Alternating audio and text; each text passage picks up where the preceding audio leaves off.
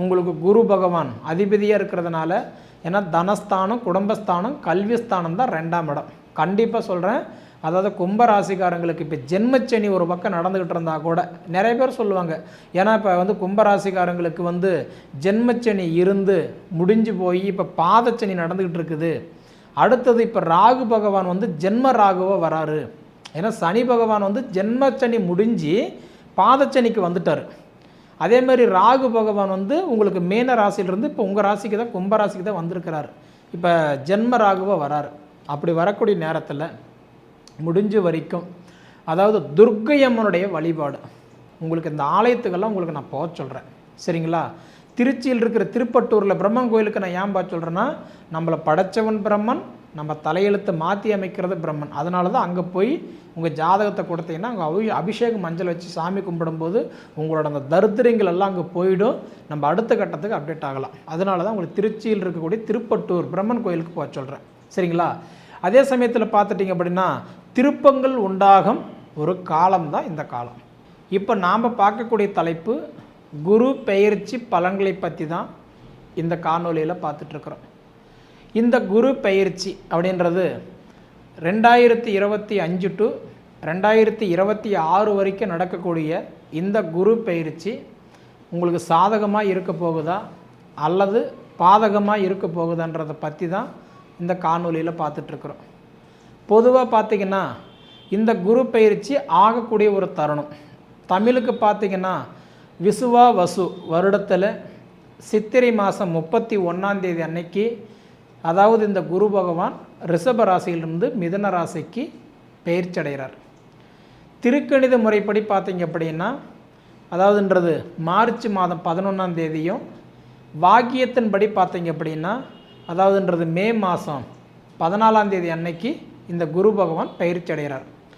அப்போ ரிஷப ராசியிலிருந்து மிதுன ராசிக்கு போக வேண்டிய குரு பகவான் வந்து பார்த்திங்க அப்படின்னா 2025 மே மாதம் 14ஆம் தேதியில் இருந்து 2026 வருடம் 6வது மாதம் 1ஆம் தேதி வரைக்கும் கிட்டத்தட்ட ஒரு வருஷம் 17 நாட்கள் குரு பகவான் வந்து பார்த்திங்க அப்படின்னா மிதுன ராசியில் தான் இருக்க போகிறார். இப்படி இருக்க வேண்டிய இந்த குரு பகவான் கும்பராசியில் பிறந்தவங்களுக்கு சாதகமான பலன்களை கொடுக்க போகிறாரா அல்லது பாதகமான பலன்களை கொடுக்க போகிறாரா, அதை பற்றி தான் இந்த காணொலியில் பார்த்துட்ருக்குறோம். பொதுவாக பார்த்திங்க அப்படின்னா கும்ப ராசிக்கு வரக்கூடிய முதல்ல நட்சத்திரங்கள் என்னென்ன அப்படின்றத பார்த்துருவோம்.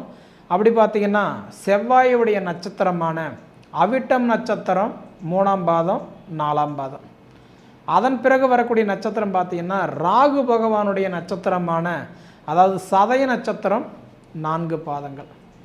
அதன் பிறகு வரக்கூடிய குரு பகவானுடைய நட்சத்திரமான இன்னைக்கு பூருட்டாதி நட்சத்திரம் 3 பாதங்கள். அப்போ இந்த 3 நட்சத்திரங்கள் 9 பாதங்கள் அடங்கிய ஒரு அருமையான ஒரு அற்புதமான ராசி தான் இந்த கும்பராசி. அதே மாதிரி இந்த கும்பராசிக்கு சனி பகவான் எப்படியாப்பட்டவர்னா நட்பானவர். சரிங்களா? சனி பகவானும் குரு பகவானும் நட்புக்குடைய கிரகங்கள். இப்படி இருக்கும்போது அதாவது இந்த உடைய குரு பகவான் கிட்டத்தட்ட ஒரு வருஷம் 17 நாட்கள் மிதுன ராசியில் இருந்து உங்கள் ராசியை 9ஆம் இடமாக பார்க்குறாரு. இதை விட உங்களுக்கு ஒரு என்ன நலனேர் வேணும்? ஒவ்வொரு கிரகத்துக்கும் ஒவ்வொரு பார்வை உண்டு. இப்போ செவ்வாய் பார்வைன்னா 4, 7, 8 அந்த 3 வீட்டுக்கு செவ்வாய் பகவான் நல்லது பண்ணுவார். குரு பார்வைன்னு எடுத்துக்கிட்டிங்கன்னா 5, 7, 9. இப்போ 5ஆம் இடமாக பார்த்திங்க அப்படின்னா துலா ராசியும், 7ஆம் இடமாக பார்த்திங்கன்னா தனுசு ராசியும், 9ஆம் இடமாக பார்த்திங்க அப்படின்னா கும்பராசி உங்கள் ராசியும் பார்க்குறாரு. அதே மாதிரி சனி பார்வைன்னு பார்த்தா 3, 7, 10ஆம் இடத்தை பார்ப்பார். அப்போ மீன ராசியிலிருந்து 3ஆம் இடமாக பார்த்தா ரிஷப ராசியும், 7ஆம் இடமாக பார்த்திங்க அப்படின்னா கன்னி ராசியும், 10ஆம் இடமாக பார்த்தீங்கன்னா தனுசு ராசியும் பார்க்குறாரு. அதே மாதிரி ராகு கேதுனுடைய பார்வை பார்த்தா 3, 7, 11ஆம் இடத்தை பார்ப்பார். அடுத்தது கும்பராசிக்கு வரக்கூடிய ராகு பகவான் 3ஆம் இடமாக தனுசு ராசியும், 7ஆம் இடமாக பார்த்திங்க அப்படின்னா கட்டன்றது அவர் வந்து சிம்ம ராசியும், 11ஆம் இடமாக பார்த்திங்க அப்படின்னா கட்டன்றது மேச ராசி பார்ப்பார். ஏன்னா ஒவ்வொரு கிரகத்துக்கு ஒவ்வொரு பார்வை உண்டு. இதில் முக்கியமாக இப்போ நாம் பார்க்கக்கூடிய பார்வை பார்த்திங்க அப்படின்னா இன்றைக்கி குரு பார்வை 9ஆம் இடமா உங்கள் ராசி பார்க்குறாரு. குரு பார்வைப்பட்டா கோடி புண்ணியன்னு சொல்லுவாங்க. குரு பார்த்தா நிச்சயமாக அவங்க சாதிக்காததை கூட சாதிக்கலாம். நவகிரகத்திலேயே சுப கிரகம் யாருன்னா இந்த குரு தான். அந்த குரு பகவான் உங்கள் ராசியை 9ஆம் இடமாக பார்க்குறாரு. 9ஆம் இடம்னா பாக்கியஸ்தானமாக உங்கள் ராசி பார்க்குறாரு. பாக்கியஸ்தானம் அப்பாவுடைய இடம், அதாவது தந்தையுடைய இடம், பிதுருஸ்தானம்னு சொல்லக்கூடிய பாக்கியஸ்தானமாக உங்கள் ராசி பார்க்குறாரு. இப்போ கல்யாணம் ஆகி 2-3 வருஷம் ஆகிடுச்சிங்க, 4-5 வருஷம் ஆகிடுச்சு, எனக்கு குழந்த பாக்கியம் இல்லைங்க, நான் இதுக்காக வேண்டி நிறைய கோயிலுக்கு போயிருக்கிறேன், பரிகாரம் பண்ணியிருக்கிறேன், ட்ரீட்மெண்ட் எடுத்திருக்கிறேன், செலவு பண்ணிட்டேன், மன உளைச்சல் கிடச்சது, திருமணம் ஆகலை, அதாவது குழந்த பாக்கியம் இல்லை அப்படின்றீங்களா? இதுக்கு சரியான ஒரு தீர்வு. கும்பராசிக்காரங்களுக்கு குழந்த பாக்கியம் இல்லையா? இதுக்கு முதல்ல நீங்கள் செய்ய வேண்டிய பரிகாரம், அதாவது முருகனுடைய கோயிலுக்கு போய், மலை மேலே இருக்கக்கூடிய முருகன் கோயிலுக்கு போய் உங்களை அதாவது தாலி பிரித்து மறு தாலி கட்டிட்டு வாங்க. கண்டிப்பாக உங்களுக்கு புத்திர பாக்கியம் கிடைக்கும். சரிங்களா? தாலி பிரித்து, அதாவதுன்றது புதுசாக ஒரு கல்யாணம் ஆகிற மாதிரி 2 மாலை வாங்கிட்டு போய் புது மாப்பிள்ளையாட்டம், புது வேட்டி, புது சட்டை, அதாவது கண்டுறதை கட்டி, புது புடவை கட்டி, ஒரு பொண்ணு மாப்பிள்ளை மாதிரி அர்ச்சனைகள் போட்டு மறுமணம் மாதிரி கல்யாணம் பண்ணிட்டு வந்தீங்க அப்படின்னா கண்டிப்பாக 2026 இன்றைக்கி 6வது மாதம் 1ஆம் தேதிக்குள்ளார நான் அடித்து சொல்கிறேனுங்க, உங்களுக்கு குழந்த பாக்கி கண்டிப்பாக பிறக்கும். ஏன்னா குரு பார்வை உங்களுக்கு பார்க்குறாரு. எதுக்கு குறிப்பான குரு அதாவது இந்த கிரக பயிற்சிக்கு நான் முருகன் கோயிலுக்கு போக சொல்கிறேன்னா, முருகனுக்கு அதாவது குருக்கு உகந்த ஆலயம் முருகன் கோயில் தான். அதனால தான் உங்களுக்கு முருகன் கோயிலுக்கு போய் உங்களுக்கு தாலி கட்டிட்டு வர சொல்கிறேன். சரிங்களா? தாலி பிரித்து அதாவதுன்றது மறு தாலி கட்டிட்டு வர சொல்கிறேன். இது உங்களுக்கு நல்லது. அதே மாதிரி பார்த்துட்டிங்க அப்படின்னா 7ஆம் இடமா உங்களுக்கு கட்டான்றது குரு பார்க்குறதுனால திருமண தடை. இப்போ நிறைய பேருக்கெல்லாம் பார்த்திங்கன்னா, அதாவது கல்யாணன்றது ஆகாதவங்களுக்கு ஒரே கவலை, கல்யாணம் ஆகலை, அந்த கவலை தான். கல்யாணம் ஆனவங்களுக்கு ஏன்டா கல்யாணம் பண்ணணும் அப்படின்ற மாதிரி ஒரு கவலை. அப்படி பார்த்திங்கன்னா நிச்சயமாக உங்களுக்கு இந்த ஒரு காலகட்டத்தில் பார்த்தீங்க அப்படின்னா, அதே மாதிரி நம்மளை படைத்தவன் பிரம்மன், நம்ம தலையெழுத்து மாற்றி அமைக்கக்கூடியவரும் யாருன்னா பிரம்மன் தான். திருச்சியில் திருப்பட்டூரில் பிரம்மன் கோயிலுக்கு போய் கரெக்டான்றது ஒரு அர்ச்சனை பண்ணி சாமி கும்பிட்டுவாங்க. போகும்போது மறக்காத ஜாதகத்தை கொண்டு போய் கொடுத்தீங்கன்னா அவங்க அபிஷேக மஞ்சள் வச்சு உங்களுக்கு சாமி கும்பிட்டு கொடுப்பாங்க.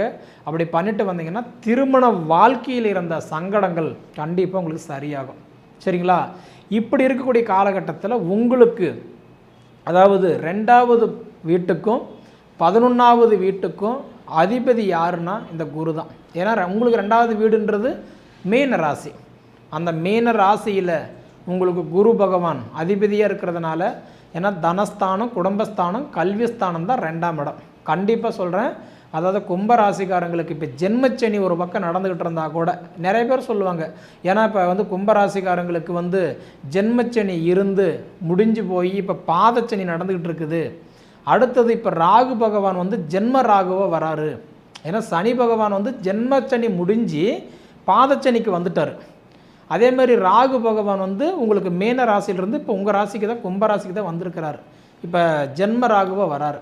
அப்படி வரக்கூடிய நேரத்தில் முடிஞ்ச வரைக்கும் அதாவது துர்க்கை அம்மனுடைய வழிபாடு. சரிங்களா?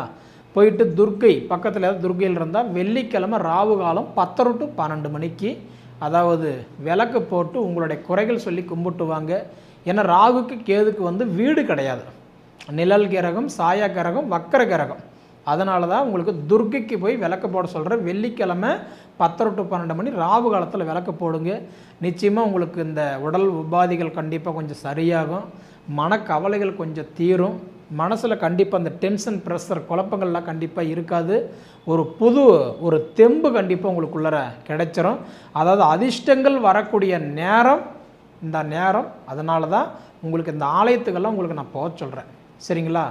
திருச்சியில் இருக்கிற திருப்பட்டூரில் பிரம்மன் கோயிலுக்கு நான் ஏன் பார்த்து சொல்கிறேன்னா, நம்மளை படைத்தவன் பிரம்மன், நம்ம தலையெழுத்தை மாற்றி அமைக்கிறது பிரம்மன். அதனால தான் அங்கே போய் உங்கள் ஜாதகத்தை கொடுத்தீங்கன்னா அங்கே அபிஷேகம் மஞ்சள் வச்சு சாமி கும்பிடும்போது உங்களோட அந்த தரித்திரங்கள் எல்லாம் அங்கே போயிடும்.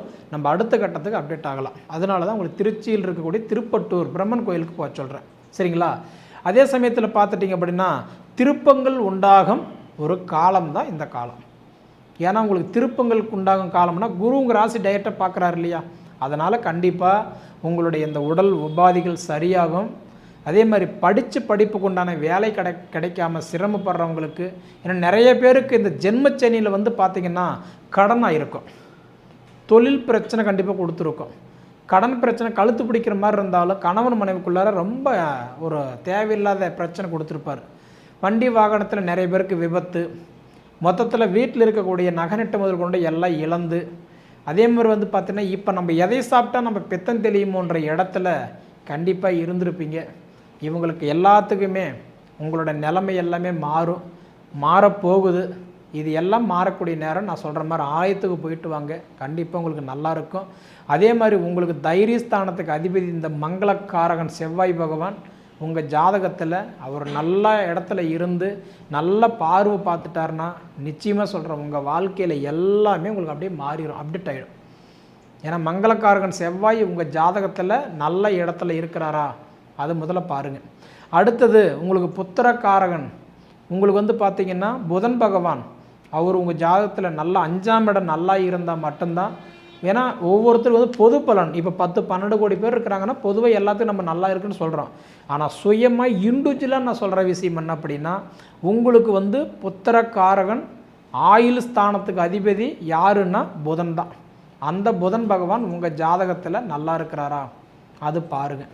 ஏன்னா 5ஆம் இடத்துல வந்து ராகுவோ கேதுவோ இருந்தால் கடுமையான புத்திர தோஷம், சனியோ குருவோ இருந்தால் தாமதமாகவும், அது கொஞ்சம் கவனமாக பார்த்துக்கோங்க.